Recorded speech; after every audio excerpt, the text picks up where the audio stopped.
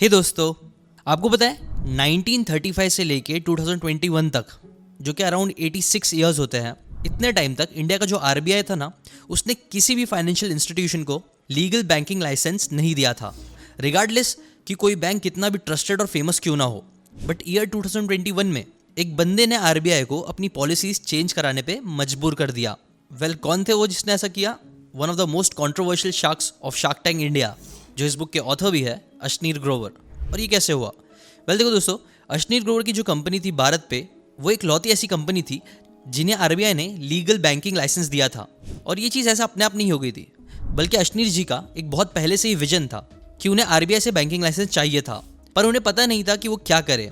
तब application apply करने से पहले उन्होंने नोटिस करा कि आरबीआई की जो पंजाब और महाराष्ट्र कोऑपरेटिव बैंक है ना, वो डूब रही थी और उन्हें फंडिंग्स की बहुत ज़्यादा ज़रूरत थी। तो अशनीर ने सिचुएशन को अच्छे से ऑब्जर्व किया, एनालाइज किया और काफ़ी सोच के उन्होंने ये डिसीजन लिया कि वो इस अपॉर्चुनिटी का फ़ायदा उठाएंगे। तब अशनीर ने क्या किया कि एक सेंट्रम नाम की कंपनी थी, उनके साथ उन्होंने कोलैबोरेट करके पंजाब और महाराष्ट्र कोऑपरेटिव बैंक, इन दोनों के लिए उन्होंने बिड किया और सरप्राइजिंगली उनकी ये बिड एक्सेप्ट हो गई। और ऐसा करने की वजह से ये हुआ कि आरबीआई की एक बहुत बड़ी प्रॉब्लम को उन्होंने सॉल्व कर दिया। और तो अशनीर जितने भी बैंक अकाउंट होल्डर्स के पैसे जो डूब रहे थे, इस वजह से उनके पैसे भी लौट गए। और ये चीज़ अपने आप में एक बहुत ब्रिलियंट मूव था, जिसकी वजह से आप बोल सकते हो कि आरबीआई ने अशनीर जी के लाइसेंस को अप्रूव कर दिया। सो पहला लेसन जो आपको अशनीर जी की बुक दोगलापन से सीखने मिल रही है इस स्टोरी के थ्रू, वो है critical thinking and having a presence of mind. देखो दोस्तों, क्रिटिकल थिंकिंग का मतलब क्या होता है कि किसी भी चीज़ पे फौरन आंख बंद करके डिसीजन लेने से पहले उसके बारे में आप थोड़ा सोचो, उसे ऑब्जर्व करो, चीज़ों को एनालाइज करो डेटा और दूसरे इन्फॉर्मेशन के बेसिस पे, और फिर उसके बेसिस पे कम्युनिकेट करके प्रॉब्लम सॉल्व करो, जो चीज़ अशनीर जी ने की। देखो, आपको अगर अपनी ज़िंदगी में आगे बढ़ना है ना, तो क्रिटिकल थिंकिंग आपके लिए बहुत ज़्यादा इंपॉर्टेंट होगी। और क्रिटिकल थिंकिंग कैसे आप अच्छी कर सकते हो? इसके ऊपर जॉर्डन पीटरसन, जो again one of my favourite author है, वो बोलते हैं ना कि दो चीज़ करके आप अपनी क्रिटिकल थिंकिंग को बहुत ज़्यादा अच्छा कर सकते हो। पहला है रीडिंग बुक्स और दूसरा है राइटिंग। ये दोनों चीज़ें अगर आप रेगुलरली करोगे तो ये चीज़ आपकी क्रिटिकल थिंकिंग को बहुत ज़्यादा आगे लेके जा सकती है। पर ये तो चलो हो गए बुक से हट के बात। अभी आते हैं बुक के सेकंड इंपॉर्टेंट लेसन पे, जिसके अंदर अशनीर भाई बोलते हैं कि देखो, job is necessary but it won't make you rich. देखो, अशनीर जी ने जब फ्रांस के इंसा लियोन यूनिवर्सिटी और IIM अहमदाबाद जैसे ग्रेट यूनिवर्सिटी से जब उन्होंने अपनी एजुकेशन कंप्लीट करी, तब उन्होंने फाइनली डिसाइड कर लिया था कि वो पहले कुछ सालों के लिए जॉब करेंगे और उसके बाद ही अपना स्टार्टअप लॉन्च करेंगे। क्योंकि उन्हें पता था कि एक स्टार्टअप रन करने के लिए उन्हें बहुत सारे नेटवर्क, कैपिटल और एक्सपीरियंस की ज़रूरत होगी, जो उन्हें जॉब करके पैसे कमाते कमाते मिल सकती है। इसीलिए 2006 में अशनीर ने कोटक बैंक को ज्वाइन किया एज एन इन्वेस्टमेंट बैंकर। फिर 7 साल जी जान से मेहनत करने के बाद उन्हें लगा कि अब उन्हें फॉरेन मार्केट में एंटर करना चाहिए, जिसके बाद 2013 में अशनीर ने अमेरिकन एक्सप्रेस बैंक को ज्वाइन किया। और एमएक्स ज्वाइन करने के बाद उन्हें काफ़ी इंटरनेशनल एक्सपोजर भी मिला। आप बोल सकते हो ये सारे काम करने की वजह से उन्होंने सारे फाइनेंस के इन्स एंड आउट्स सीख लिए थे, जो आगे जाके उन्हें भारत पे को बिल्ड करने में काफ़ी ज़्यादा हेल्प करे।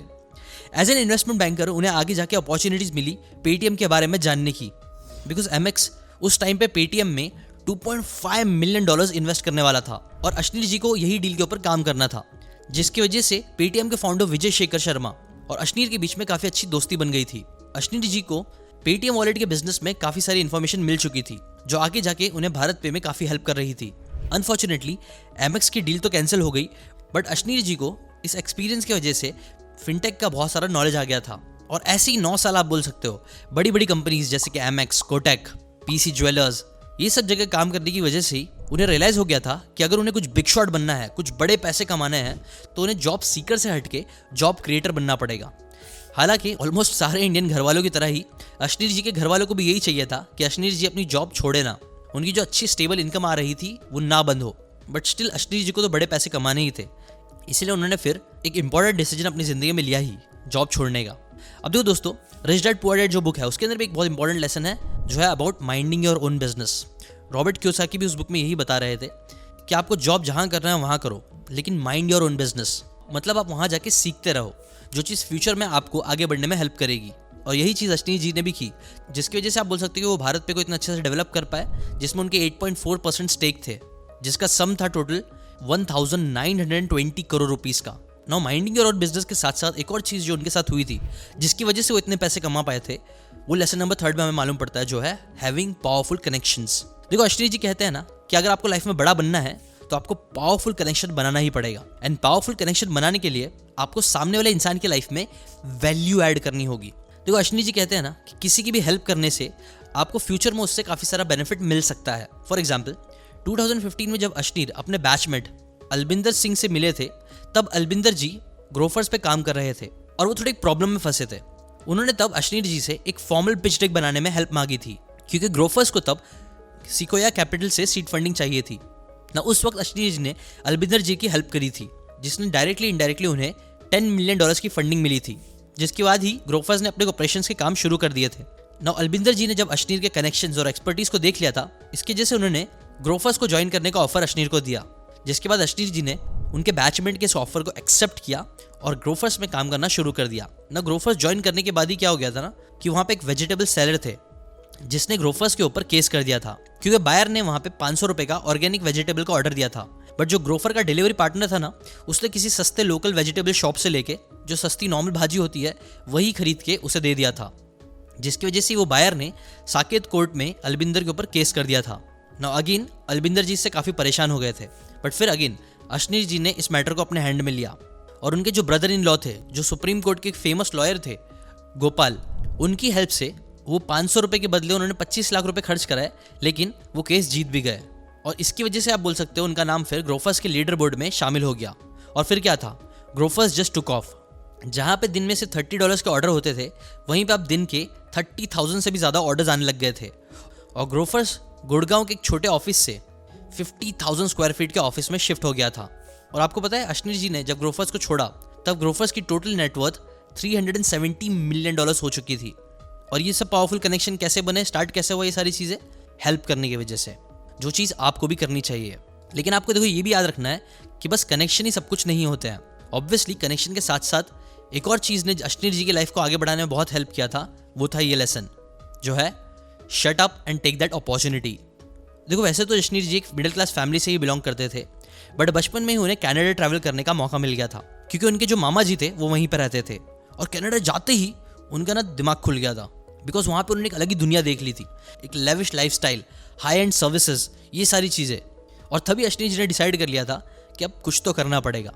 वैसे तो वो इंडिया में रह के एक सेटिस्फाइड लाइफ जी रहे थे, पर कनाडा की लाइफस्टाइल की बात ही अलग थी ना। अपने इस सपने को पूरा करने के लिए एक बार एक मौका उन्हें मिला, जहाँ पे उन्हें फ्रांस में जाने का मौका मिल रहा था एक स्कॉलरशिप के थ्रू। नो इंटरेस्टिंग बात यह है कि IIT दिल्ली में सिर्फ 5 बच्चों को फ्रांस जाने का मौका मिला था, जिसमें से एक थे अश्नीर। बेसिकली स्कॉलरशिप कुछ ऐसी थी ना कि अगर वो एक स्कॉलरशिप एग्जाम को क्लियर करेंगे तो उन्हें मंथली 600 यूरोज मिलेंगे, पर ये स्कॉलरशिप सिर्फ 2 लोगों को ही मिलने वाली थी। तभी अश्नीर के दिमाग में आ गया था कि अगर वो ये बात को अपने फ्रेंड्स के साथ शेयर नहीं करेंगे तो इसमें उनका फ़ायदा हो सकता है। क्योंकि उन्हें कंपटीशन नहीं चाहिए था और 5 में से सिर्फ 2 लोगों को ही स्कॉलरशिप मिल सकती थी, इसीलिए उन्होंने चुपचाप अप्लाई कर दिया, जिसके बाद उन्हें स्कॉलरशिप मिल भी गई। नो ये पूरी सिचुएशन में आपका क्या ओपिनियन है, कमेंट करके ज़रूर बताना। क्या अश्नीर जी ने सही किया या नहीं किया? वेल बात जो भी हो, उन्होंने एक चीज़ तो ज़रूर की, उन्होंने अपॉर्चुनिटी को शाहरुख खान की तरह हाथ खोल के एक्सेप्ट किया जब वो उनके सामने आई, और ये चीज़ आपको भी करनी चाहिए। अब आते हैं कुछ इंटरेस्टिंग टॉपिक के ऊपर, जो है भारत पे का स्कैम। तो जनवरी 2022 में सोनी टेलीविजन पे इंडिया के सबसे revolutionary show shark tank air हुआ था, और ये शो ने पूरे इंडियन स्टार्टअप इकोसिस्टम को हिला के रख दिया, आप बोल सकते हो। Shark tank India obviously US के शार्क टैंक से इंस्पायर्ड था, जिसमें कुछ बिजनेसमैन इन्वेस्टर्स कंपनीज में इन्वेस्ट करते हैं कुछ इक्विटी के बदले नॉर्मली। ना शार्क टैंक में आपने देखा ही होगा फर्स्ट सीजन में 7 शार्क्स थे, पीयूष बंसल, नमिता थापर, अमन गुप्ता, अनुपम मित्तल, विनीता सिंह, गजल अलग, और obviously the most controversial and liked shark Ashneer Grover ji. ना देखो बात ये थी कि अश्नीर जी बहुत फेमस हो गए थे शार्क टैंक की वजह से, बट जैसे ही शार्क टैंक खत्म हुआ और उनके और कोटेक के एक रिलेशनशिप मैनेजर की एक कॉल रिकॉर्डिंग लीक हो गई थी, जिसमें अश्नीर ने काफ़ी अब्यूज़ किया था उसे। और ये इंसिडेंट की वजह से आप बोल सकते हो उनका जो फेम था, उनका नाम बहुत ज़्यादा मार्केट में उछलने लग गया। न्यूज़ चैनल्स, यूट्यूब चैनल्स, हर जगह बस यही टॉपिक के बारे में बात हो रही थी। कई लोग इसे भारत पे का स्कैम बोलने लग गए, और इसी वजह से उनका जो बहुत सारा फेम था वो उन्हें प्रॉब्लम देने लग गया था। इनफैक्ट प्रॉब्लम इतनी बढ़ गई कि फिर भारत पे के जो इन्वेस्टर्स और फाउंडर्स थे, उन्होंने डिसाइड किया कि वो अश्नीर को भारत पे से निकाल देंगे। नो अगेन इसके बाद अश्नीर और फाउंडर्स के बीच में काफ़ी सारी अब्यूसिव टॉक्स हुई, काफ़ी सारे प्रॉब्लम्स हुई, बट एट द एंड फिर अश्नीर जी ने वहाँ से क्विट कर दिया। ना इसके ऊपर एक अश्नीर जी लेसन शेयर करते हैं, जो यही है कि डोंट ट्रस्ट पीपल ब्लाइंडली। तो अश्नीर जी कहते हैं ना कि इंडिया में 100 में से सिर्फ 5 स्टार्टअप्स ही लॉन्ग टर्म गेम खेल पाते हैं, बाकी सारे फेल हो जाते हैं। ऐसा इसलिए होता है क्योंकि मोस्ट फाउंडर्स इनोवेट करना, पैशन के साथ काम करना और नई चीज़ें ट्राई करना विथ टाइम बंद कर देते हैं। अब देखो, भारत पे को बिल्ड करते टाइम वो काफ़ी पैशनेट थे क्योंकि उन्हें ऑलरेडी बहुत सारा फिनटेक का नॉलेज था जो उन्होंने जॉब करके सीखा था, जैसा कि आपको याद होगा। लेकिन भारत पे की जो एग्जैक्टली शुरुआत थी वो तब हुई थी जब वो पीसी ज्वेलर्स में काम कर रहे थे। बात ये थी कि 2018 में उनका जो व्हाट्सएप का IIM ग्रुप था उसमें उन्होंने एक मैसेज पढ़ा कि we are starting our fintech company and we would love to have a veteran CEO on a board. ना ये पढ़ के अशनीर ने भाविक जी को, जो भारत पे के को फाउंडर थे, उन्होंने उसे तुरंत कॉन्टैक्ट किया। जिसके बाद भाविक ने अशनीर को पिच किया कि देखो, मोस्ट फिनटेक कंपनीज है ना 2% ट्रांजैक्शन फीस लेती है, बट वहीं पे हम सिर्फ 1% फीस लेके चार्ज करेंगे। ना इस चीज़ पे अशनीर ने कहा कि अगर देखो हमें बड़ा गेम खेलना है ना तो हमें ये सारी सर्विस फ्री में देनी पड़ेगी, तभी ज़्यादा से ज़्यादा मर्चेंट्स हमारे QR यूज़ करेंगे। और इसके पीछे भी उनका एक ग्रैंड आइडिया था। उन्होंने ये दिमाग लाया कि जहाँ सब लोग सिर्फ ट्रांजैक्शन फीस पे पैसे कमाने का सोच रहे हैं, वहीं वो ट्रांजैक्शन फीस पे पैसे नहीं लेंगे, बल्कि एक बार जब मर्चेंट्स भारत पे यूज़ करने लग जाए तो फिर वो उनको लोन्स ऑफर करने लग जाएंगे और उससे वो पैसा कमाएंगे। ना भाविक को ये आइडिया काफ़ी अच्छा लगा, जिसके बाद अशनीर भारत पे के CEO बने और सिर्फ 1 महीने में अशनीर ने भारत पे को 1.92 करोड़ की फंडिंग दिला दी। सितंबर 2019 से मार्च 2020 तक भारत पे से 1.2 बिलियन के ट्रांजैक्शन होने लग गए थे और कोविड टाइम पे ये नंबर्स 3x इंप्रूव हो गए थे।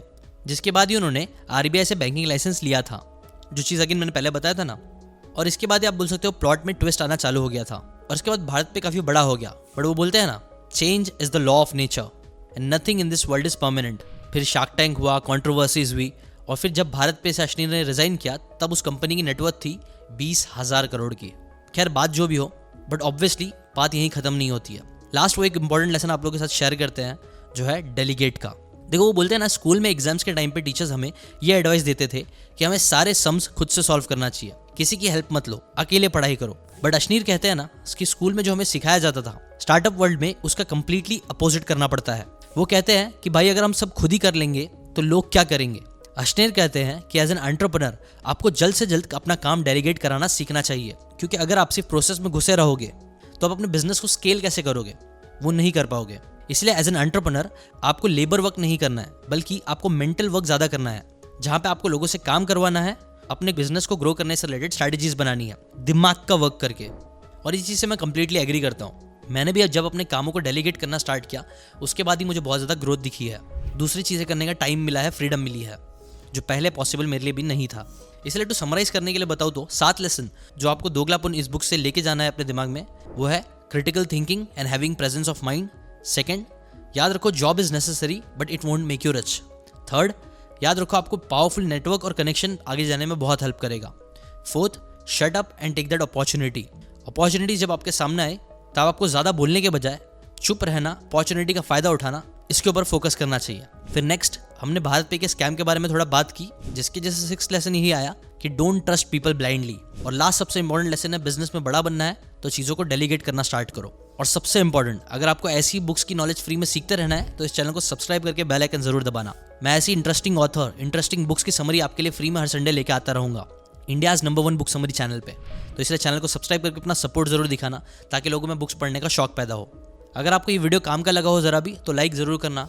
अशनीर जी के बारे में आपके क्या कमेंट्स है, कमेंट करके ज़रूर बताओ। इस वीडियो को शेयर कर दो उन सभी लोगों के साथ जो लोग शार्क टैंक देखते हैं। अभी के लिए इतना ही, मिलते हैं next weekend next Sunday with another book summary. तब तक के लिए जो स्क्रीन पे आपको वीडियो आ रहा है बिजनेस के ऊपर, वो आपको ज़रूर देखना चाहिए, ये आपको बहुत हेल्प करेगा।